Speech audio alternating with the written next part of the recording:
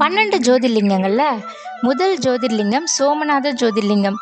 இந்தியாவின் மிக பழமையான சிவஸ்தலங்களில் ஒன்று. பல முறை படையெடுப்புகளால் சேதமடைஞ்சு மீண்டும் மீண்டும் எழுந்து நிற்கும் தெய்வீக சின்னம். அரேபிய கடற்கரையில் அலைகள் இடையராது மோதிக்கொண்டிருக்கும் புனித நிலம் பிரபாஸ்பட்டினம்.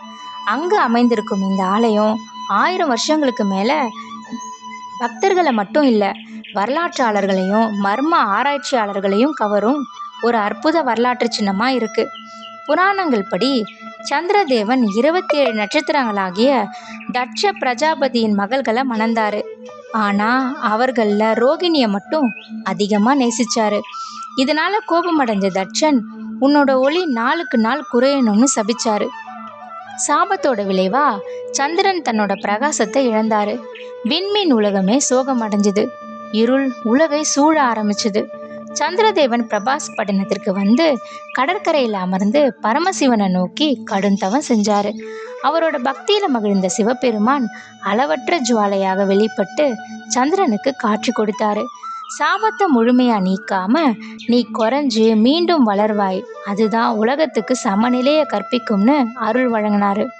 இதனால தான் சிவன் இங்கு சோமநாதர் என்ற பெயரில் ஜோதிர்லிங்கமாக காட்சி தராரு. புராண மரபுகளின்படி சோமநாதர் கோவிலை முதல்ல சந்திரதேவன் தங்கத்தால் கட்டினார். பின்னாடி இலங்கை மாமன்னர் ராவணன் வெள்ளியால் புதுப்பிச்சார். அதுக்கப்புறம் கிருஷ்ண பகவான் சந்தன மரத்தால் இந்த ஆலயத்தை எழுப்பியதா சொல்கிறாங்க. இறுதியில் மனுஷங்களோட காலத்தில் கல்லாலயமாக உருவாச்சான். இதனால தான் இந்த புனித ஸ்தலம் தேவர் அசுரர் அவதாரங்கள்னு எல்லாரோட தடமும் பதிந்த புனித ஸ்தலமாக இருக்குது. சோமநாதர் ஆலயத்திற்கு இன்னொரு அதிசயமான தொடர்பும் இருக்குது. மகாபாரதத்தோட தொடர்புடையது இந்த ஆலயம். அர்ஜுனன் தன்னோட தவக்காலம் முடிஞ்சு இங்கே வந்து முக்தி பெற்றதாகவும், பிரபாஸ்பட்டினத்தில் தான் கிருஷ்ண பகவான் தன்னோட பூமி அவதாரத்தை நிறைவு செஞ்சதாகவும் நம்பப்படுது. சோமநாதர் ஆலயம் சிவபெருமானோட மட்டும் தொடர்புடையது இல்லை, கிருஷ்ண பகவானோட இறுதி லீலையோடையும் பிணைந்த ஆன்மீக ஸ்தலம். வரலாற்றில் இந்த கோவில் எண்ணற்ற முறை தாக்கப்பட்டுச்சு. அதில் மிகவும் பிரசித்தியானது முகமது கஜினியின் படையெடுப்பு.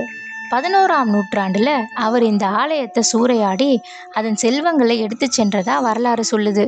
அதுக்கப்புறம் சோமநாதர் ஆலயம் அழியலை, மீண்டும் எழுந்தது, மீண்டும் கட்டப்பட்டுச்சு. ஆலயத்தோட தெய்வீக மணி சத்தம் அந்த பகுதியை வியாபிச்சுது. சோமநாதர் கோயில் பற்றிய மர்மங்களில் ஒன்று அங்கே இருந்த ஜோதிர்லிங்கம். அந்த ஜோதிர்லிங்கம் காற்றில் மிதந்தது போல இருக்குமா. சில பழைய குறிப்புகளில் காந்த சக்தி போன்ற அமைப்பால் இந்த லிங்கம் நிலை பெற்று இருந்ததா நம்பப்படுது. இந்த மர்மம் சோமநாதர் மீதான ஈர்ப்பை பல மடங்கு அதிகரிக்குது. கோவிலோட மிக சுவாரஸ்யமான அம்சம் பானஸ்தம்பம். இந்த தூண் ஆலயத்தோட தெற்கு புறத்தில் நிற்கிது.